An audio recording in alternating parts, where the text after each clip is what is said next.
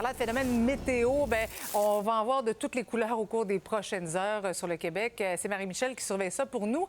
On prévoit quand même pas mal de pluie, des orages violents et même de la grêle sur certains secteurs. Oui, les météorologues d'Environnement Canada observent attentivement ce qui se passe dans le ciel dans plusieurs secteurs du Québec. Montréal, aujourd'hui, on a été sous le coup d'une veille d'orage violent, mais on s'en est quand même bien tiré. Là, il y a eu des averses isolées. Je regarde derrière moi, il y a quand même des nuages menaçants qui semblent s'avancer. Mais si ça a été tranquille à Montréal, ça a quand même brassé du côté de Drummondville au cours de la dernière heure. Marie-Christine, on va te montrer des images qu'une citoyenne m'a envoyées. C'est à Saint-Nicéphore. En fait, il y a eu de la grêle de plusieurs centimètres qui est tombé et ça s'est échelonné sur plusieurs longues minutes, dis-je bien.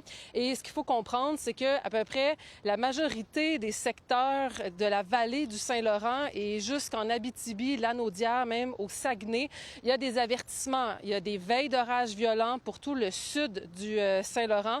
Toute la partie le nord, on est sous un coup d'avertissement de pluie entre 40 et 60 mm de pluie. Et ce système-là se déplace à l'heure actuelle très tranquillement. Il est présentement à Thetford Mines et il va se déplacer vers Québec, vers l'est du Québec. Et là, on parle de potentiel d'orages violents, donc de fortes rafales, de crues soudaines, de fortes précipitations et même de grêle. Alors, les météorologues surveillent ça attentivement et on envoie des alertes. L'organisme fédéral envoie des alertes et j'ai envie de vous parler de ces alertes-là parce qu'on reçoit tellement d'alertes sur notre téléphone cellulaire. Des fois, on n'y prête pas attention. On a des alertes de veille, on a des alertes d'avertissement pour des conditions météorologiques.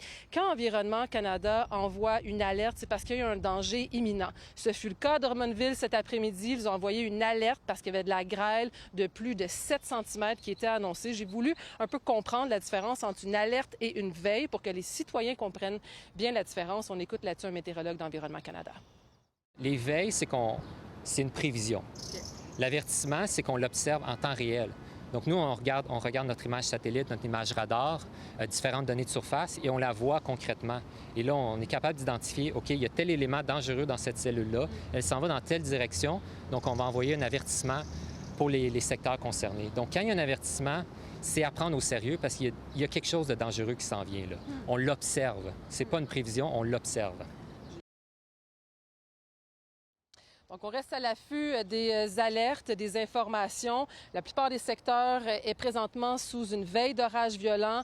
Il y a des avertissements de pluie. Il y a un risque très léger, mais il faut le mentionner. Il y a un risque de tornade dans certains secteurs. Alors, restez à l'affût et mettez-vous à l'abri si jamais vous recevez une alerte sur votre téléphone cellulaire. Merci, Marie-Michel.